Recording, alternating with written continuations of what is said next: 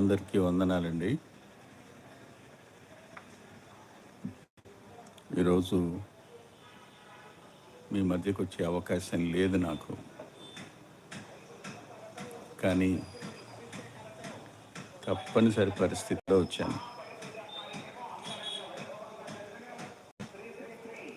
రేపటి నుంచి గుడివాడ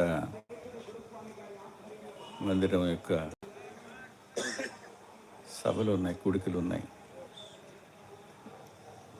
ఎల్లుండి నుంచి బ్రదర్స్ ప్రేయర్ మీటింగ్స్ ఉన్నాయి 15వ తారీఖు వరకు. 16 ఎలాగో ఆదివారం. విస్తారమైన పని ఉంది. అంతేకాకుండా 3 పుస్తకాలు ప్రింట్ అవుతూ ఉన్నాయి. క్యాలెండర్ ప్రింట్ అవుతుంది. సేవకులు వస్తూ ఉంటారు. ఏర్పాట్లు ఊపిరి సలపని సంగతి. ఈ టైంలో మొట్టమొదట శామ్యుల్ ఫోన్ చేశాడు. రాలేను నాన్న అని చెప్పాను. తమ్ముడు జోసెఫ్ ఫోన్ చేశాడు. రాలేను నాన్న అన్నాను. మళ్ళీ శామ్యుల్ ఫోన్ చేశాడు, బలవంతం చేశాడు. ఆ మధ్యలో ఎబినేజర్ పవిత్రను ఫోన్ చేశాడు. అన్నయ్య, మీరు ఎలా అంటే ఎలా చెప్పండి, ఎంతసేపు వెళ్ళి ఒక అరగంట వాక్యం చెప్పేసి రావచ్చు కదా, ఏమైంది చెప్పండి, ఏమైంది చెప్పండి. ఏం చెప్తాం? మరలా జోసెఫ్ ఫోన్ చేశాడు. ఫోన్ చేసి, అన్నయ్య మేము ఏం చేసామో చెప్పండి, నాకెవరున్నారు చెప్పండి. ఇంకప్పుడు శామ్యుల్కి ఫోన్ చేసి వస్తానని చెప్పినాను. ఈరోజు ఎక్కువసేపు మాట్లాడను, చాలా క్లుప్తంగా మాత్రమే కొన్ని మాటలు చెప్పి ముగిస్తాను. వెనక వినపడుతోందమ్మా? వినపడుతుందా? నేను శామ్యుల్ అంత సన్నను, కానీ శామ్యుల్ అంత బిగ్గరగా మాట్లాడలేను. శామ్యుల్ స్వరం పెద్దది, నా స్వరం చాలా చిన్నది. వినపడుతుంది కదా బ్యాక్కి? అమ్మా వినపడుతుందా? ఎఫ్సి పత్రిక 2వ అధ్యాయం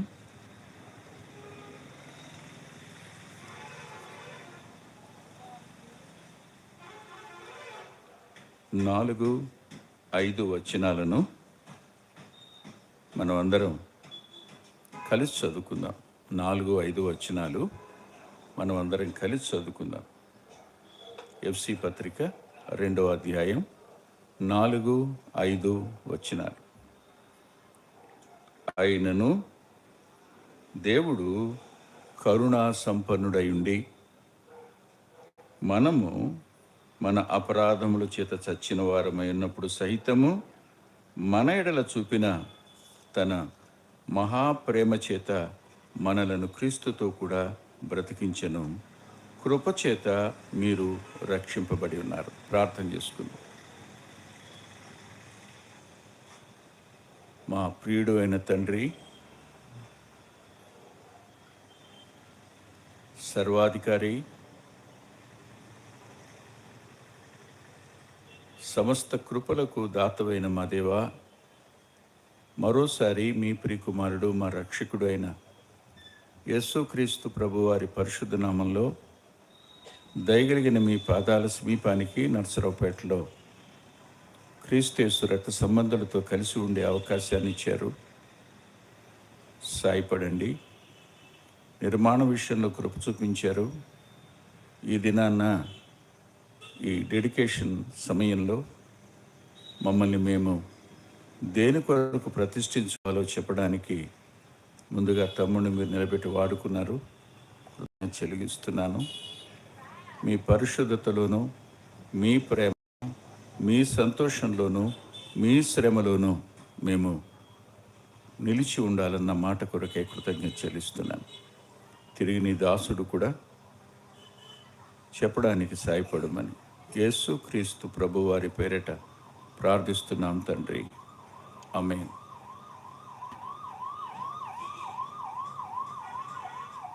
ఒకప్పుడు మనం ఏమిటో 2వ అధ్యాయం 3వ వచనం చెబుతుంది. ఒకప్పుడు మనం ఏమిటో క్రీస్తు ప్రభువు దగ్గరికి రాకపూర్వం ఏ వ్యక్తి అయినా ఏమై చూడండి 3వ వచనంలో, వారితో కలిసి మనమందరము శరీరము యొక్కయు మనసు యొక్కయు కోరికలను నెరవేర్చుకొనుచు మన శరీరాశలను అనుసరించి మునుపు ప్రవర్తించుచు కడమ వారి వలనే స్వభావ సిద్ధముగా దైవోగ్రతకు పాత్రులమై ఉంటుమే. ఇది మానవ జాతి యావత్తు ఇక్కడ ఉంది. దైవోగ్రతకు పాత్రమైన మానవ జాతిని తన కృప ద్వారా రక్షించడానికి ఆయన భూమి మీదకి రక్తమాంసాల్లో పాలువాడై వచ్చాడు. వచ్చిన ఆయన పౌలు గారిని, దేవుణ్ణి వ్యతిరేకించి సంఘాన్ని హింసించిన వ్యక్తిని రక్షించి అతని ద్వారా ఈ పత్రిక వ్రాయించాడు. ఈ పత్రిక వ్రాయించినప్పుడు ఈ 2వ అధ్యాయంలో దేవాలయం కనపడుతుంది, 3వ అధ్యాయంలో కుటుంబం కనపడుతుంది, 4వ అధ్యాయంలో శరీరం కనపడుతుంది, ఒక దేహం. 2వ అధ్యాయంలో దేవాలయం, దేవాలయం. 3వ అధ్యాయంలో ఓ కుటుంబం, 14వ వచనం, 3:14 ఓ కుటుంబం కనపడుతుంది. అలాగే 4వ అధ్యాయం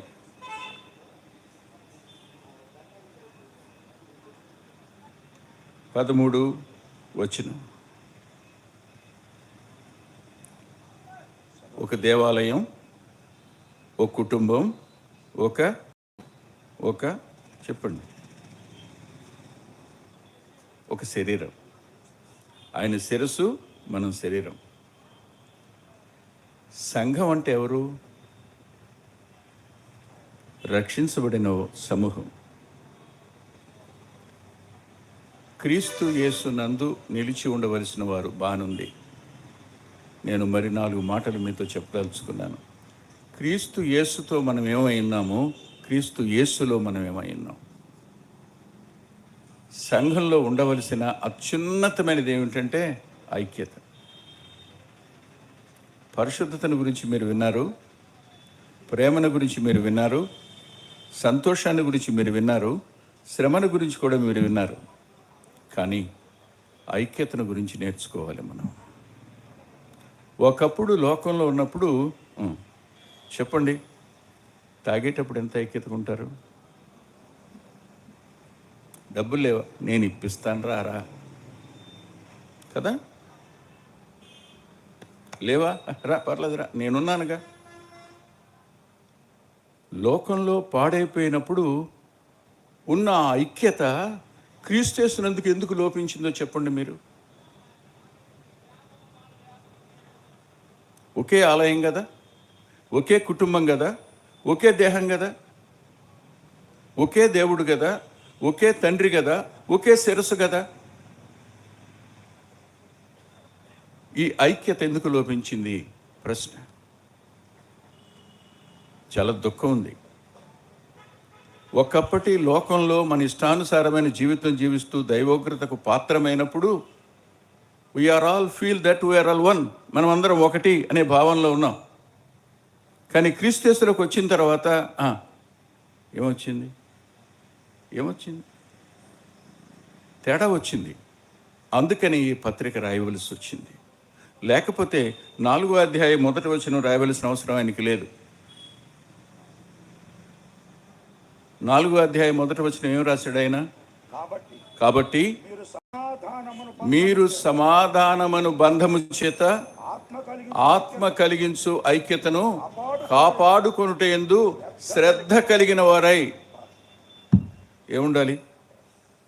రక్షించబడిన ప్రతి వ్యక్తిలో ఐక్యతను కాపాడుకునేందుకైనా శ్రద్ధ కావాలి.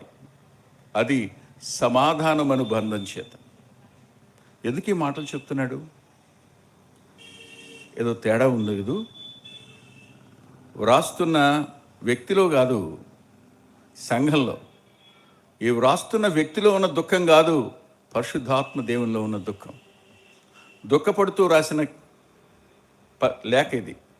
ఎందుకు ఈ మాట చెప్తున్నానంటే, నేను కూడా 4 విషయాలు మీకు చెప్పి ముగిస్తాను. త్వరగా ముగిస్తాను, ఎక్కువసేపు మాట్లాడలేను, బాగా అలసిపోయి ఉన్నాను. ఒక్క మాట చూడండి. 4-5 వచనాలలో మనలను క్రీస్తుతో కూడా బ్రతికించెను, మనలను ప్రేమ చేత మనలను క్రీస్తు. కనిపించిందా వచనం? పేజీ తిప్పండి,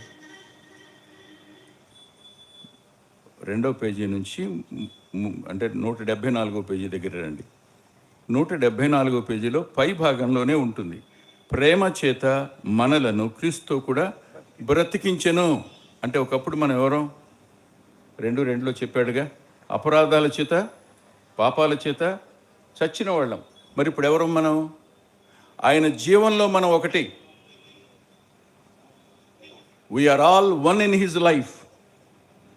బ్రతికించబడ్డాం ఆయనలో. ఇప్పుడు నీలో ఉన్న జీవం, నాలో ఉన్న జీవం, మన అందరిలో ఉన్న జీవం ఎవరిది చెప్పండి? క్రీస్తు ప్రభువుది కాదా? నేను ఓ సంఘటన చదివాను, ఇంగ్లాండ్కి సంబంధించిన సంఘటన. ఆ సంఘటనలో 2 వ్యక్తులు, బోత్ ఆర్ ఫ్రెండ్స్. 25 సంవత్సరాల కాలం వారు స్నేహంగా ఉన్నారు. 25. ఒక వ్యక్తికి 25 సంవత్సరాలు, ఒక వ్యక్తికి 27 సంవత్సరాలు అనుకోండి. లేకపోతే ఇద్దరికి మధ్యలో 2 సంవత్సరాల తేడా ఉంది. 25 సంవత్సరాల స్నేహం ఉంది ఇద్దరికి. ఒకే హాస్టల్లో పెరిగారు, ఇద్దరు స్నేహంగా ఉన్నారు, ఇద్దరు చదువు అయిపోయింది, ఇద్దరికి ఉద్యోగాలు వచ్చాయి, ఇద్దరు ఒకే గదిలో ఒకే ఇంట్లో ఉంటున్నారు. ఒకానొక దినాన్న అందరికీ DNA టెస్ట్ చేస్తున్నప్పుడు వాళ్ళు కూడా చేయించుకున్నారు. చేయించుకున్నప్పుడు తెలిసిన సంగతి ఏంటో తెలుసా? వాళ్ళిద్దరూ ఒకే తండ్రి ఒకే తల్లి పిల్లలని.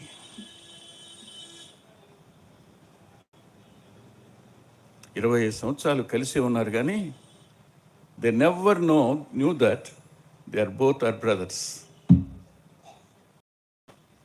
చచ్చిపోతే ఎక్కడికి వెళ్తాం మనం అందరం చెప్పండి? ఒకే తండ్రి ఇంటికి వెడతాం.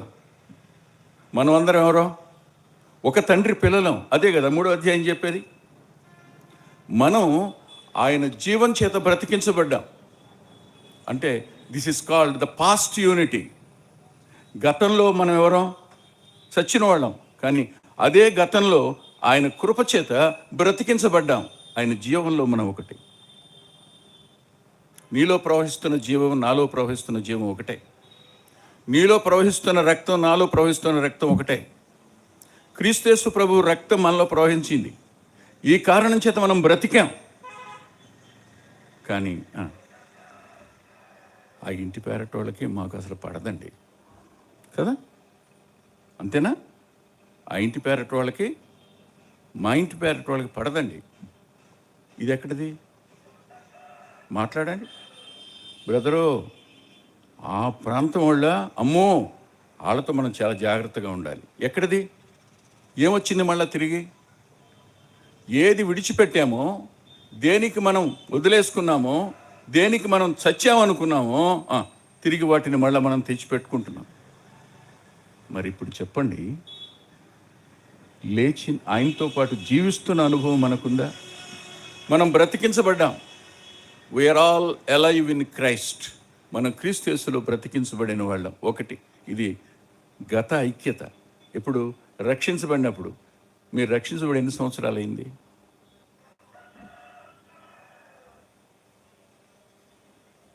శామ్యూల్, ఎన్ని సంవత్సరాలు అయింది?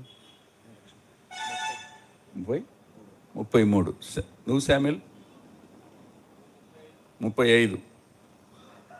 ఎఫ్రాయిం 12. నాన్న జకర్యా మా 19 సంవత్సరాలు. తమ్ముడు అనిల్ 27. నేను రక్షించబడి 44 సంవత్సరాలు.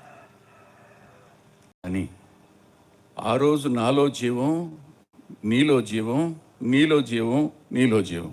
అందరిలో ప్రవహించి బ్రతికించిన కృపాజీవం ఒకటి. కాదని చెప్పగలరు ఎవడైనా? అందరినీ బ్రతికించిన కృపాజీవానికి ఇవాళ విరోధంగా అనైక్యతను తెచ్చిపెట్టుకున్నావా?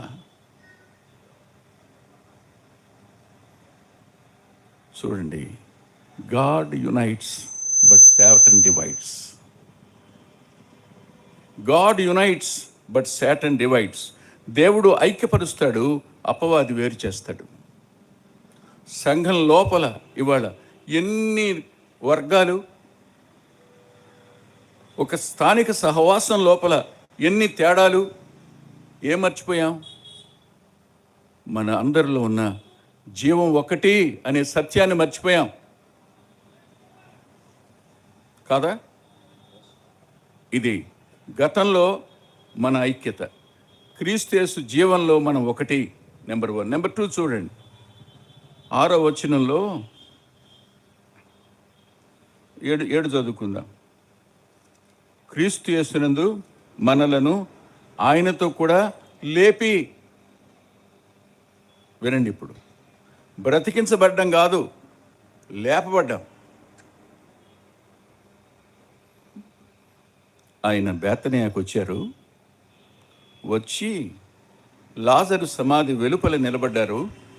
వెలుపలికి రా అన్నారు. అప్పటిదాకా లాజరు ఎలా ఉన్నాడు? చచ్చిపోయిన వ్యక్తి ఎలా ఉంటాడు? కూర్చుని ఉంటాడా? నిలబడి ఉంటాడా? ఎలా ఉంటాడు? మాట్లాడగారా? వండుకొని ఉంటాడు. కానీ ఏమైంది? ఆయన పిలుపు వినగానే లేచాడు. అవునా? క్రీస్తు యేసునందు బ్రతికించటమే కాదు, మనల్ని లేపినవాడు ఆయన. మనం లేచాం. అది పునరుద్ధానంలో మనం అందరం ఒకటి. పునరుద్ధానం అనే ఈవి రక్షించబడిన ప్రతి వ్యక్తికి ఇవ్వబడింది. అందుకనే హబక్కూకు గ్రంథం రాస్తూ నీతిమంతుడు విశ్వాస మూలంగా జీవిస్తాడు అన్నాడు. కృప ద్వారా విశ్వాసం వల్లనే రక్షించబడిన మనం ఆయనతో కూడా లేపబడిన వారం. బాప్తిస్తం తీసుకున్నారా? చాలామంది మారు మనసు లేకుండానే బాప్తిస్తం తీసుకుంటారు. అలాంటి వాడి వల్ల గొడవలు వస్తాయి. అసలు తలనొప్పి అక్కడే. They have no born again experience. They are going to baptise. They are joining in to the assembly. They are doing some portfolios. Afterwards the flesh enters into the church. Then divisions are started. అక్కడ ప్రారంభం అవుతాయి. ప్రమాదం ఉంది ఇక్కడ. మనం ఆయన పునరుద్ధానంలో కూడా ఒక పాలు పంపులు పొంది లేచాం. ఆయన జీవంలో మనం ఒకటి, ఆయన పునరుద్ధానంలో కూడా పాలు పంపులు. తిరిగి జన్మించిన వ్యక్తి ఆయన పునరుద్ధానంలో పాలు పంపులు పొందినవాడు. పునరుద్ధానం అనేది ఓ అద్భుతమైన సంగతి. తెలుసా మీకు? The factor of resurrection is a wonderful truth. Nobody knows it. ఎవరికి ఈ సంగతి తెలియదు, ఒక్క సంఘానికి తప్ప. లోకస్తులు ఎవరికి తెలియదు పునరుద్ధానం అంటే ఏంటో. పునరుద్ధానం అనేది క్షయమైన దాన్ని అక్షయంగా మార్చేది, బలహీనమైన దాన్ని బలమైనదిగా మార్చేది, శరీరానుసారమైన దాన్ని ఆత్మానుసారంగా మార్చేది. ఊహించండి, ఈ పునరుద్ధానం మనల్ని లేపి నిలబెట్టింది. బాప్తిస్మం ఇచ్చేటప్పుడు మనం నీళ్ళలో ముంచబడతాం, లేపబడతాం. నేను క్రీస్తు యేసు మరణంలో పాలు పంపులు పొందాను, ఇప్పుడు ఆయన పునరుద్ధానంలో పాలు పొందాను. ఇక జీవించేవాడిని నేను కాదు. ఎవరు? నా యందు నా ప్రభువే జీవిస్తున్నాడు. లోకాన్ని జయించడం నిలబడడంలో ఉన్న సంగతి. మీరు నిలిచి ఉండండి, నిలిచి ఉండండి, నిలిచి ఉండండి ఎందుకన్నారు అనుకుంటున్నారు? గెలవాలని. పరిశుద్ధత వద్ద గెలవాలి, సంతోషం వద్ద గెలవాలి.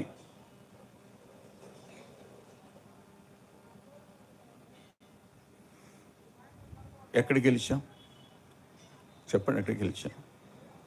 ద్వేషించటంలో గెలిచి ఉంటాం, బాధ పెట్టడంలో గెలిచి ఉంటాం, దూషించటంలో గెలిచి ఉంటాం, ఒకరిని ఒకరు నిందించుకోవడంలో గెలిచి ఉంటాం, ఒకరి నుంచి ఒకరికి చెడు వార్తలను ప్రసారం చేయడంలో గెలుచుంటాం. కానీ మనం క్రీస్తు పునరుద్ధానంలో గెలవలా. జీవంలో పాలు పంపులు పొందాం, కానీ ఆ పునరుద్ధాన బలం చేత మనం బలపరచబడలా. పౌలు గారంటే నేను బలహీనునే, కానీ నేను ఎప్పుడు బలహీనునే అప్పుడు బలవంతుని. కారణం ఆయన పునరుద్ధాన శక్తి నన్ను బలపరుస్తుంది కనుక. బలపరచబడిన వాడు గెలుస్తాడు, బలం పొందని వాడు ఓడిపోతాడు. గతంలో ఆయన జీవంలో మనం ఒకటి, గతంలో మనం ఆయన పునరుద్ధానంలో కూడా ఒకటి. మధ్యాకాశానికి ఆయన వచ్చినప్పుడు మొట్టమొదట మనం పాతి పెట్టామని వెళ్ళి వాళ్ళు లేస్తారు. వాళ్ళు లేచి వెళ్ళిపోతారు. ఆయన వెంట పెట్టుకుని వస్తాడు వాళ్ళని. వాళ్ళు వచ్చి భూమి మీద ఈ దేహాలను ధరించి వెళ్తారు. ఆడు తరువాత ఒకవేళ బ్రతుకున్నాం అనుకోండి, ఓ మాట చెప్పున, పౌలు గారికి రాకడ త్వరగా వచ్చేయాలి, నేను వెళ్ళిపోవాలని అనుకోవాలి. మనలాగా ఆయన కోసం చనిపోవాలనుకున్నాడు. అందుకే అన్ని శ్రమలు ఓర్చుకున్నాడు. అందుకని అంటాడు ఆయన మరణములో సమానానుభవం గలవాడనే అంటాడు ఫిలిప్పీ పత్రికలో. ఆయన రాకడ వరకు మనం నిలిచి ఉంటే అంటాడు, కానీ ముందుగా ఆయనకున్న కోరిక ఏంటంటే I wanted to share his death. బలిమాట. ఆలోచించండి. ఇప్పుడు జీవంలో పాలు పంపులు పొందాం, పునరుద్ధానంలో కూడా పాలు పంపులు పొందాం. అంటే we are one in life, we are one in resurrection. అవునా? ఇప్పుడు భవిష్యత్తులో ఏమిటో చూడండి, అక్కడే చూద్దాం. 2వ అధ్యాయంలోని 7వ వచనం, క్రీస్తు యేసునందు మనల్ని ఆయనతో కూడా లేపి పరలోకమందు ఆయనతో కూడా కూర్చుండబెట్టెను. ఎవరిని? మనల్ని. ఆయనతో బతికాము, ఆయనతో లేచాము, ఆయనతో రేపు చెప్పండి పరలోకంలో కూర్చుండబెట్టబడతాం. The future unity. భవిష్యత్తులో అందరం ఎక్కడ ఉంటాం? మాట్లాడండి. ఇక్కడ తిట్టుకున్నాం, కొట్టుకున్నాం, గొడవలు పడ్డాం, అల్లరి చేస్తాం, అంతా అయిపోయింది. హాయిగా రాకడ వచ్చింది, వెళ్ళాం. వెళ్ళగాని యోహాను గారు కనపడ్డాడు అక్కడ. ఎలా ఉంటుంది మనకి? యోహాను గారు తమ్ముళ్ళు కనపడ్డారు అక్కడ. ఎలా ఉంటుంది మనకి? మాట్లాడండి. రే బాబు అంటాడా? ఆ సంతోషం ఎక్కడైనా పొందగలరా? వాళ్ళు ప్రభు సరస్సును కూర్చుని ఉంటారు, మనం వెళ్ళి ఆయన సరస్సును కూర్చుని ఉంటాం. మనం నిత్య జీవంలో పాలు పంపులు పొందాం, నిత్యత్వంలో పాలు పంపులు పొందాం. పరలోక పట్టణంలో పౌరులంగా ఆయనతో పాటు కూర్చున్నాం. అది రేపటి మన యూనిటీ. ఊహించారు ఎప్పుడైనా? ఒకరోజు ఈ వెంకటరత్నం అనేవాడు కనపడ్డాడు, వెళ్ళిపోతాడు. I'm waiting for death. నేను మరణం కోసం ఎదురు చూస్తున్నాను. ఈరోజు ఒక్కటే నాది అనుకుంటాను, రేపు నాది కాదు. తెల్లవారితే మనసు విలువలాడిపోద్ది. అయ్యో ఇంకో రోజు బతకాలా ప్రభు అని. ఈ లోకం నివాసయోగ్యమైంది కాదు, కాదు. కానీ పని ఉంటే బ్రతకడం అంతే. ఆయన పని ఉంటేనే. ఆయన కోసం బ్రతకవలసి వస్తే బ్రతకడం. కానీ పని అయిపోయింది, ఒక్క క్షణం కూడా నన్ను ఉంచొద్దు నాయన. అది నా ప్రార్థన. ఆలోచించండి మీరు. సరిగ్గా కన్ను మూసిన తోడని నేను ఎవరిని చూస్తాను? నేను ఆయన్ని అడుగుతాను, అయ్యా, I don't want to see faces of angels. I don't want to see the faces of saints. I wanted to see your face. నా కోసం సిలువలో గాయపరచబడిన నీ ముఖాన్ని నేను చూడాలి కన్ను మూయగానే. నేను ఇక్కడ కన్ను మూస్తాను, కన్ను తెరవగానే కనపడవలసిన నీ ముఖం చాలు, ఇంకేం అక్కర్లేదు నాకు. ఒక మాట అండి, నన్ను అంతగా ప్రేమించిన వారెవరు? నా కోసం వచ్చిన వారెవరు? నన్ను వెంటాడిన వారెవరు? దేవుడు కాదన్నప్పుడు నా వద్దకు పదే పదే వార్తను తెచ్చింది ఎవరు? నాకు అక్కర్లేదు అన్నప్పుడు నన్ను బ్రతిమాలింది ఎవరు? తన ఆత్మచేత నన్ను ఒప్పించింది ఎవరు? నన్ను ఆకర్షించింది ఎవరు? నన్ను అంగీకరించింది ఎవరు? తన కుమారునిగా చేసుకుంది ఎవరు? తన రక్తంతో కడిగి పవిత్రపరిచింది ఎవరు? తన ఆత్మకు నన్ను ఆలయంగా మార్చింది ఎవరు? ఆయన. ఆయనే లేకపోతే జీవితానికి అర్థమేంటి? యేసు వెలుపల జీవం లేదు, యేసు వెలుపల సంతోషం లేదు, యేసు వెలుపల ఆనందం లేదు, యేసు వెలుపల పరిశుద్ధత లేదు, యేసు వెలుపల చెప్పనా మీకు? ఓర్చుకుంటారా? యేసు వెలుపల రక్షణ లేదు, అన్ని ఆయనలోనే. అలాంటి ఆయనతో రేపు వెళ్ళి నేను కూర్చుండబెట్టబడతాను. That is my future. ఆయనతో కూడా నేను బ్రతికాను, ఆయనతో కూడా నేను లేపబడ్డాను, ఆయనతో కూడా నేను కూర్చుండబెట్టబడ్డానని రాసి ఉంటుంది. గుర్తుపెట్టుకోండి, the divine language is always in past tense. జరిగిపోయినట్టుగా రాసి ఉంటుంది దైవికమైన భాష. అదే మాట చూడండి, మీకు కనపడుతుంది మరో చోట. యోధాపత్రిక దగ్గరికి రండి దయచేసి. ప్రకటన గ్రంథానికి ముందు ఉంటుంది యోధాపత్రిక.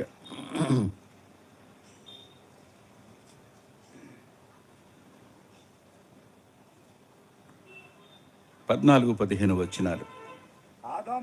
ఆదాము మొదలుకొని 7వ వాడైన హానోకు కూడా వీరిని గురించి ప్రవచించి ఇట్లా నేను, ఇదిగో అందరికి నేను తీర్పు తీర్చుటకును వారిలో భక్తిహీనులందరూ భక్తిహీనముగా చేసిన వారి భక్తిహీన క్రియలన్నిటిని గురించి, భక్తిహీనులైన పాపులు తమకు విరోధముగా చెప్పిన కఠినమైన మాటలన్నిటిని గురించి వారిని ఒప్పించుటకు, జాగ్రత్తగా చదవండి అది, ప్రభువు తన వేవేల పరిశుద్ధుల పరివారముతో వచ్చెను. ఎప్పుడు మాటలివి?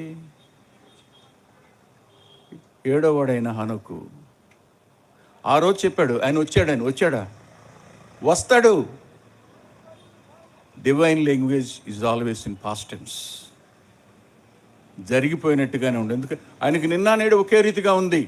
ఆయన భవిష్యత్తు చూస్తున్నాడు, అందుకని అన్నాడు వచ్చెను అని.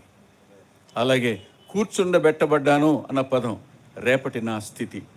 రేపు మనం అందరం ఒకే ప్రభు సరసను కూర్చుండబెట్టబడతాం. That unity.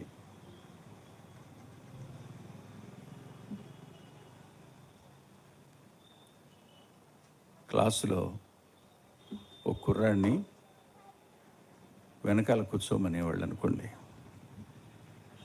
కారణం, వాడి మంచి బట్టలు లేవు,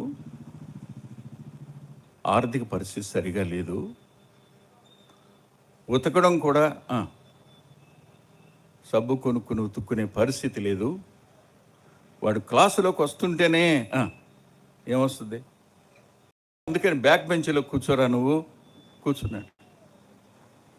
అలాంటి వాడు కూడా ఆయన జీవంలో, ఆయన పునరుద్ధానంలో పాలు పొందితే ఎక్కడుంటాడు రేపు? ప్రైజులు తీసుకునే దగ్గర, అరే బాబు నువ్వు రా ముందు తీసుకో, వాడికి ఫస్ట్ ప్రైజ్ వస్తే ఏం చేస్తాడు? ఎవడేం చేయగలడు? There are so many divisions in the world, but there are no divisions in the church.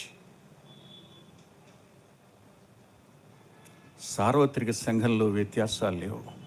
రక్షించబడిన వారందరూ ఆయన ఆలయం, రక్షించబడిన వారందరూ ఆయన కుటుంబం, రక్షించబడిన వారందరూ ఆయన దేహం. వెళ్ళి ఆయనతో పాటు కూర్చుంటాను. అక్కడ అంటాడు ఆయన, అబ్రహాము, ఇస్సాకు, యాకోబుల సరసన.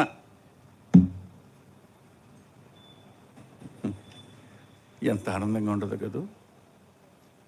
మీరే కనుక ఒకవేళ మీకు బాగా ఇష్టమైన ఒక ఆయన బాగా కోటీశ్వరుడు అనుకోండి,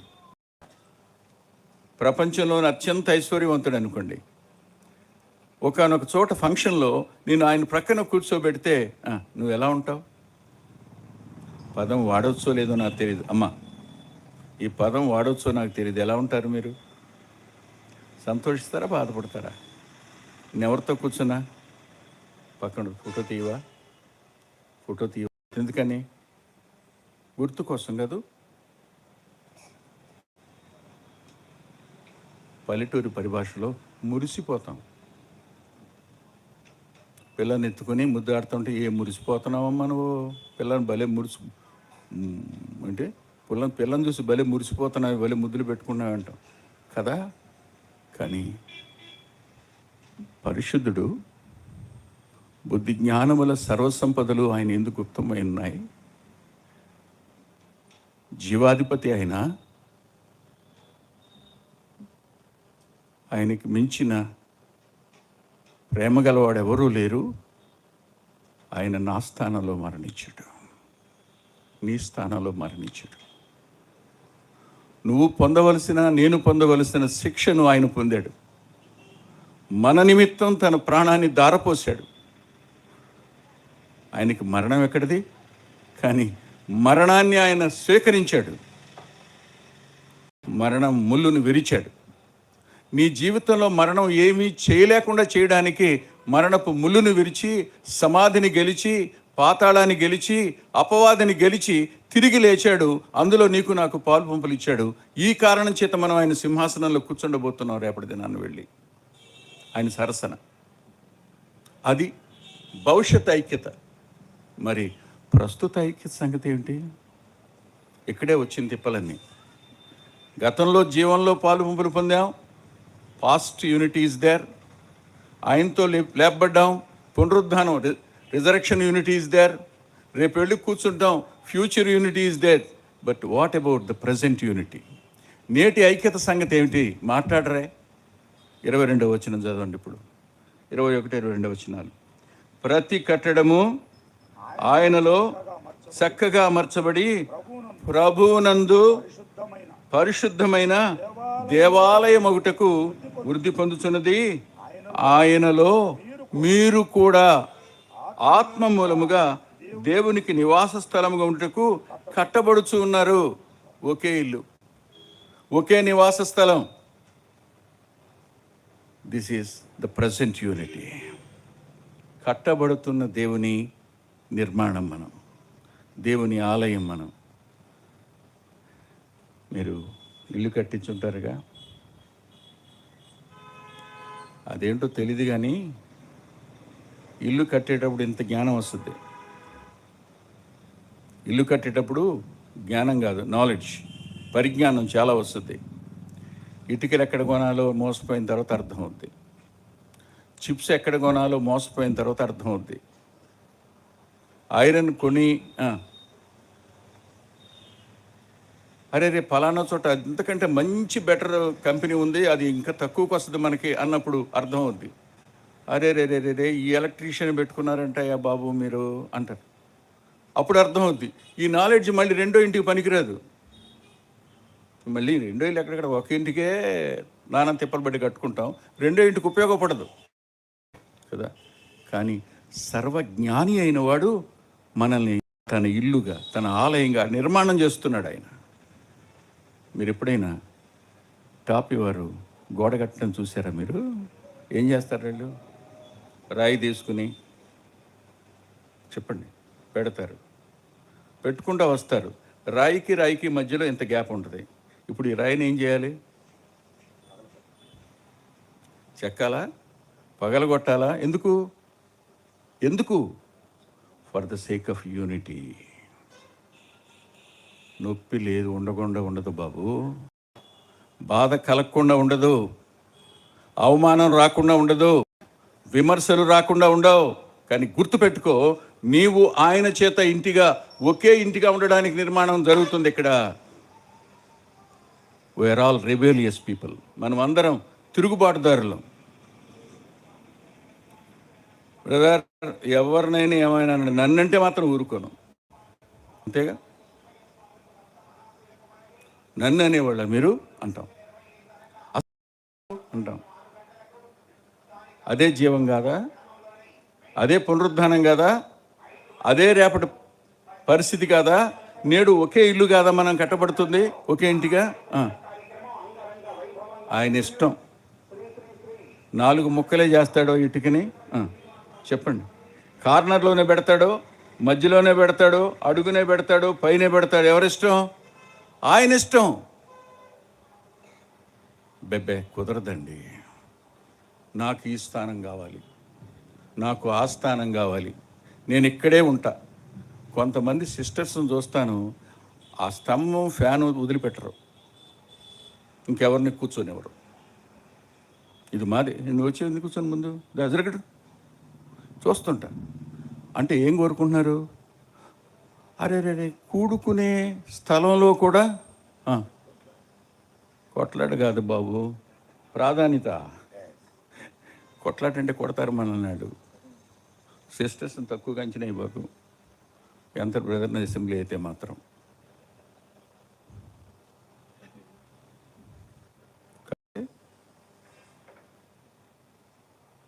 నీ డాక్టర్ నా డాక్టర్ని ఒకటే. కన్సర్వేటివ్ బ్రదర్ని ఓపెన్ బ్రదర్ని అంతే తేడా. అక్కడ స్త్రీలను మాట్లాడని, ఇక్కడ స్త్రీలు మాట్లాడే ప్రసంగం చేయటానికి వీలుండదు. కానీ పెద్దలు ఎవరి చేత నడిపించబడతారో చెప్తారా మీరు? చెప్పయ్యా భగత్ సింగ్ గారు.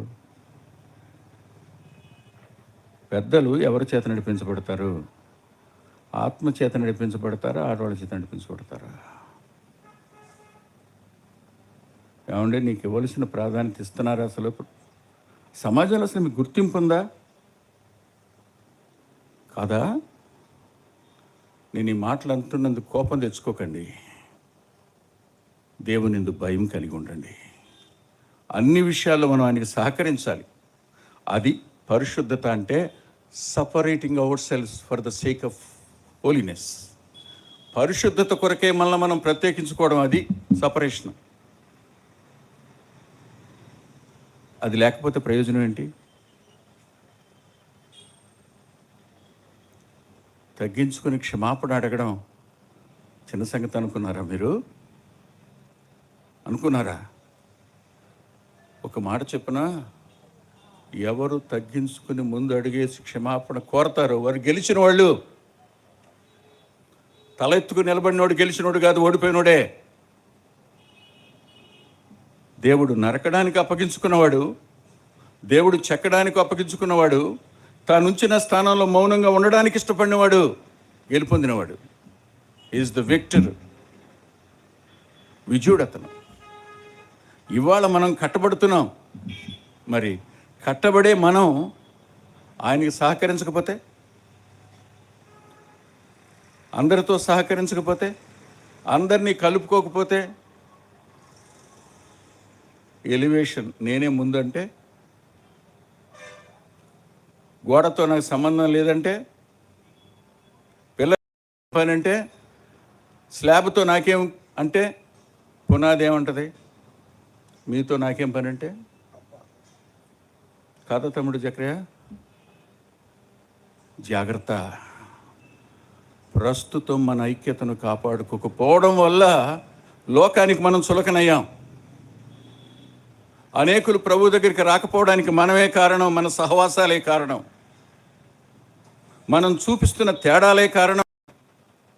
మన మాటలు ప్రభుని గురించినవైతే, ప్రభు ప్రేమను గురించినవైతే, ప్రభు పరిశుద్ధతను గురించినవైతే, ప్రభు సంతోషాన్ని గురించినవైతే, ప్రభు శ్రమలలో ఆనందించడానికి గురించినవైతే, లోకం ఇప్పుడు రక్షించబడేది. ప్రభు చూపించిన ఉపకార బుద్ధి మనం చూపించగలిగి ఉంటే ఎందరో ప్రభు దగ్గరికి వచ్చేవారు. కానీ నేటి దినాన్న అది లేదు. ఈ రోజున అంటాడు, ఆత్మ కలిగించు ఐక్యతను కాపాడుకొనుటయందు శ్రద్ధ కలిగిన వారై. జీవం దగ్గర నీ శ్రద్ధ అక్కర్లేదు బాబు, పునరుద్ధానం దగ్గర నీ శ్రద్ధ అక్కర్లేదు బాబు, రేపటి నిత్యత్వం దగ్గర నీ శ్రద్ధ అక్కర్లా. కానీ ప్రజెంట్ యూనిటీ వద్ద నీకు శ్రద్ధ కావాలి. That is your responsibility. 133వ కీర్తన జ్ఞాపకం ఉందా? సహోదరులు ఐక్యత కలిగి నివసించుట ఎంత మేలు, లోకం రక్షించబడేటంత మేలు. ఎంత మనోహరం, ప్రభు లోకం కళ్ళకు ఆయన ఉన్నది ఉన్నట్టుగా ప్రత్యక్షపరచబడే ప్రత్యక్షత అది. కానీ వేర్ ఇట్ ఈస్, అది ఎక్కడిది ఇవాళ? మీరే చెప్పండి. ప్రభువుని లోకం అర్థం చేసుకోదు, కానీ రేపు కానొక దినాన్న వారు మరణిస్తారు, కానీ దేవుని సింహాసనం మీద ఆయన్నే చూస్తారు. చూసినప్పుడు రొమ్ము కొట్టుకుంటారు. మన జీవితాలు వాళ్ళు నమ్ముకోకపోవడానికి కారణం అయితే, మన అనైక్యత వారు ప్రభు వైపుకు ఆకర్షించబడకపోవడానికి కారణం అయితే, మనం సహకరించని తిరుగుబాటుతనం వారు ప్రభు దగ్గరికి రాకపోవడానికి కారణం అయితే, మన ముఖాలు ఎలా ఉంటాయి ఊహించండి. We have to bow down hour head with shame. సిగ్గుతో తల వంచుకోవలసిన దుస్థితి మనకు ఏర్పడుతుంది. నేటి ఐక్యతను కాపాడి ప్రభు తన కృపను మనకు అనుగ్రహించునుగాక. ఆమేన్.